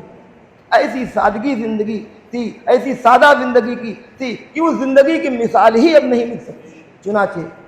چنانچہ حضرت عمر رضی اللہ عنہ کو جب ان کے بعد خلیفہ بنایا گیا تو انہوں نے یہ بات فرمائی کہ اللہ ابو بکر پر رحم کرے۔ انہوں نے بعد میں آنے والے لوگوں کے لیے زندگی کو بہت مشکل بنا دیا ہے، ایسا زہد، ایسا تقویٰ کہ اس تقوی کی مثال ہی ملنی مشکل ہے۔ ان کی زبانیں اب اس وقت نہیں ذکر کرنا چاہتے، صرف حضرت عمر رضی اللہ عنہ کا ایک مقولہ ذکر کرنا چاہتے ہیں۔ وہ کہا کرتے تھے کہ ابو بکر کا 1 دن اور 1 رات عمر بھر کی زندگی بھر کی عبادت سے بہتر اور افضل ہے۔ ابو بکر کی 1 رات اور ابو بکر کا 1 دن ابو عمر کی پوری زندگی کی عبادت سے افضل ہے۔ دن رات تو وہ جس رات میں اللہ کے رسول صلی اللہ علیہ وسلم کی ہجرت کے لیے لے جا رہے تھے اور اپنے مکان سے غار ثور کی طرف جا رہے تھے، اور اس وقت بےتابی اور بے چینی کا یہ عالم تھا کہ آگے جاتے پیچھے جاتے، دائیں جاتے اور بائیں جاتے، ایسی بےتابی کہ اس بےتابی کا تذکرہ قرآن میں آیا اور اللہ تعالیٰ نے خود فرمایا کہ ہم نے ابو بکر کے دل پر سکینت اور اطمینان نازل کیا۔ ایسی بےتابی تھی کہ اللہ رب العزت کو عرش الہی سے ابو بکر کے دل پر اطمینان اور سکون نازل کرنا پڑا، تب جا کر ان کو سکون اور اطمینان نصیب ہوا۔ رات تو وہ تھی اور دن وہ تھا، فرماتے ہیں جب اللہ کے رسول صلی اللہ علیہ وسلم کے بعد بہت سے قبائل مرتد ہونے لگے اور انہوں نے زکوٰۃ دینے سے انکار کر دیا، تو ابو بکر صدیق رضی اللہ عنہ نے فرمایا میں ان کے خلاف جہاد کروں گا۔ حضرت عمر فرماتے ہیں میں حضرت ابو بکر کی خدمت میں گیا اور میں نے عرض کیا اے اللہ کے نبی کے خلیفہ، ذرا حکمت سے کام لیجئے، ذرا لوگوں کی تعریف کیجئے، ذرا سا رحم کیجئے۔ تو حضرت ابو بکر صدیق رضی اللہ عنہ کو غصہ آ گیا اور فرمایا عمر خوار فی الجاہلی جبار فی الجاہلیہ وخوار فی الاسلام، جاہلیت کے زمانے میں بڑے بہادر تھے اور اسلام لانے کے بعد تم بزدل ہو گئے ہو۔ خدا کی قسم ایک رسی کا ٹکڑا بھی جو وہ لوگ حضور کے زمانے میں دیتے تھے، اگر اب نہیں دیں گے تو میں اس کے خلاف جہاد کروں گا، اور اگر تم نہیں جاؤ گے تو میں تنہا جا رہا ہوں۔ چنانچہ تاریخ اس بات پر شاہد ہے کہ صدیق اکبر رضی اللہ عنہ نے تنہا اپنے گھوڑے کو ایڑ لگا دی، میں تنہا جا رہا ہوں، ان سے جہاد کروں گا۔ اور آپ نے فرمایا نبی کریم صلی اللہ علیہ وسلم اب اس دنیا سے جا چکے ہیں اور وحی الہی کا سلسلہ منقطع ہو چکا ہے، اسلام پر کوئی حرف آ جائے اور ابو بکر زندہ رہے یہ ہو نہیں سکتا۔ حضرت عمر فرماتے ہیں پھر ہم کو اطمینان ہوا اور ہم نے ابو بکر کو روکا، خلافت کی مسند پر بٹھایا اور ہم جہاد کے لیے نکلے، اور جتنے بھی قبائل مرتد ہو چکے تھے وہ سب اسلام میں داخل ہو گئے۔ اگر اس موقع پر ابو بکر نہ رو پڑ گئے ہوتے تو ارتداد کا سلسلہ چل جاتا اور پھر اسلام کو سنبھالنا بہت مشکل ہو جاتا۔ یہ ابو بکر کی حکمت عملی تھی اور ان کا فیصلہ تھا جس کی وجہ سے اسلام کی ترقی رکتے رکتے بچ گئی اور پھر وہ ترقی ہوتی ہی چلی گئی۔ چنانچہ اللہ کے رسول صلی اللہ علیہ وسلم نے وہ زمین خریدی اور اس کی قیمت کس نے ادا کی؟ صدیق اکبر رضی اللہ عنہ۔ غالباً 400 درہم کی وہ زمین خریدی گئی اور وہ 100 گز لمبی تھی، 100 گز چوڑی تھی۔ اللہ کے رسول صلی اللہ علیہ وسلم نے اس پر مسجد نبوی کی تعمیر شروع کی، آپ خود اس مسجد کی تعمیر میں لگے رہے۔ پہلا اینٹ آپ نے رکھا، ابو بکر نے رکھا، عمر نے رکھا اور عثمان غنی نے رکھا، علی بھی آ گئے تھے انہوں نے بھی رکھا، ان کبار صحابہ نے اس کی سنگ بنیاد میں حصہ لیا۔ اس کے بعد تعمیر شروع ہو گئی، آپ نے ارشاد فرمایا کچی اینٹیں بناؤ، کچی اینٹیں بنائی گئی، اس سے اس کی دیواریں تعمیر ہو رہی تھی اور کھجور کے پتوں سے اس کی چھت بنائی گئی۔ اس طرح ایک سادہ مسجد جس کی سادگی کی کوئی مثال نہیں تھی وہ مسجد تعمیر ہو گئی، جس کے مقتدی صحابہ تھے، جس کے مقتدی ابو بکر عمر و عثمان و علی تھے، اور جس کا امام وہ ہستی تھا جو تمام نبیوں کا امام تھا۔ اس مسجد کی تعمیر ہو گئی۔ حالات اب دیگر گو ہو گئے، ابھی جنگ کا سلسلہ نہیں شروع ہوا ہے، اور اللہ کے رسول صلی اللہ علیہ وسلم پر معراج کے واقعے میں یہ بات آپ سن چکے ہیں کہ 5 نمازیں آپ کو دے دی گئی تھیں، 5 نمازیں آپ کو دی گئی تھیں۔ جماعت کا اہتمام تھا، لوگ مسجدوں میں آتے تھے اور نمازیں اپنی ادا کرتے تھے، لیکن نماز کے اعلان کے لیے کوئی انتظام نہیں تھا۔ بھائی نماز کا کوئی گھڑی گھنٹے تو تھے نہیں، تو بہت سے لوگوں کی جماعتیں چھوٹ جاتی تھیں، بہت سے لوگ پیچھے رہ جاتے تھے، وقت کا اندازہ معلوم ہوا کہ بدلی ہے، موسم رات کا وقت ہے یا جو بھی ہے، وقت کا اندازہ نہیں ہوتا تھا اور کوئی اعلان نہیں ہوتا تھا، تو جماعتیں لوگوں کی طرف ہوتی۔ تو اس سلسلے میں غور و خوض ہو رہا تھا کہ کیا کیا جائے۔ اللہ کے رسول صلی اللہ علیہ وسلم نے لوگوں کو بلایا، مشورہ ہوا، تو کچھ لوگوں نے کہا گھنٹے بجایا جائے، کہا کہ گھنٹے نہیں بجیں گے۔ کچھ لوگوں نے کہا بگل بجایا جائے، کہا یہ بھی نہیں ہوگا۔ کچھ لوگوں نے کہا آگے آگ جلا دی جائے، دھواں کر دیا، کہا نہیں یہ مجوسیوں کا طریقہ ہے، یہ بھی نہیں ہوگا، یہ بھی پسند نہیں ہے۔ چنانچہ ایک صحابی ہیں حضرت عبداللہ بن زید رضی اللہ عنہ، انہوں نے خواب دیکھا، ایک شخص ان کو نظر آیا، اس کے ہاتھ میں ناقوس ہے، کوئی جو عیسائی بجایا کرتے ہیں وہ ناقوس لیے۔ تو عبداللہ بن زید نے کہا یہ ہمیں دے دو۔ اس نے کہا، وہ فرشتہ تھا، اس نے کہا اس کو تم کیا کرو گے؟ تاکہ اس کو ہم بجائیں گے اپنی نمازوں کے اوقات میں، تاکہ اس کی آواز سن کر لوگ نمازوں کی طرف آیا کریں، تاکہ اس سے بہتر ہم تم کو کچھ کلمات سکھاتے ہیں، ان کلمات کو تم کہا کرو۔ چنانچہ عبداللہ بن زید رضی اللہ عنہ کو اذان کے کلمات سکھلائے گئے۔ جو اذان آج دی جا رہی ہے ان اذان کے کلمات عبداللہ بن زید کو اس فرشتے نے خواب میں سکھلائے۔ چنانچہ صبح کو جب وہ بیدار ہوئے تو اللہ کے رسول صلی اللہ علیہ وسلم کی خدمت میں حاضر ہوئے اور اپنا وہ خواب بتلایا کہ اس طرح میرے ساتھ پیش آیا، اور یہ کلمات جو اذان کے معنی ہی اعلان کے ہوتے ہیں۔ اذان کے معنی اعلان، اور اقامت کے معنی یہ اقامت اس بات کا اعلان ہے کہ نماز پڑھی ہو گئی، اقامت سے قائم کرنے سے نماز قائم ہو گئی۔ تو اذان کے معنی اعلان کرنے کے لیے کچھ کلمات سکھلائے گئے، وہ وہی کلمات ہیں جو آج امت کہہ رہی ہے۔ پھر اس خواب کو حضرت عمر رضی اللہ عنہ جب ان کو یہ اطلاع ملی کہ یہ بات کہی جا رہی ہے نبی کی خدمت میں، یہ واقعہ عبداللہ بن زید سنا رہے ہیں، تو وہ جلدی سے اپنے گھر سے بھاگے، اپنی چادر گھسیٹتے ہوئے، اور آ کر عرض کیا یا رسول اللہ، بے عینی یہی خواب میں نے بھی دیکھا ہے جو حضرت عبداللہ بن زید بتلا رہے ہیں، بے عینی یہی خواب مجھ کو بھی دکھلایا گیا اور یہی کلمات مجھ کو بھی سکھلائے گئے۔ چنانچہ عبداللہ بن زید کی تائید عمر بن خطاب رضی اللہ عنہ کے خواب سے ہو گئی، اور اس کے بعد اذان کے یہ کلمات مقرر ہو گئے۔ اللہ کے رسول صلی اللہ علیہ وسلم نے سیدنا حضرت بلال رضی اللہ عنہ کو بلایا اور اذان کے یہ کلمات سکھلائے۔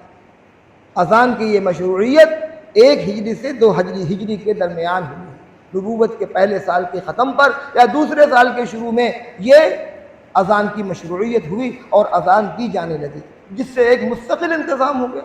اذان کے کلمات کہے جاتے، اذان دی جاتی، اور صحابہ اذان کی آواز سن کر مسجدوں کی طرف آتے۔ یہ اسلام کے کچھ تاریخی واقعات، ہجرت کے تعلق سے کچھ تاریخی باتیں، سیرت کے تعلق سے کچھ تاریخی باتیں یہاں تک آپ کے سامنے ذکر کی گئی، اور یہیں تک میں نے ارادہ بھی کیا تھا، یہیں تک میں نے مطالعہ بھی کیا تھا، یہیں تک میں نے الحمدللہ تیاری بھی کی تھی۔ اللہ تعالیٰ کی توفیق سے یہاں تک بات پہنچ گئی ہے۔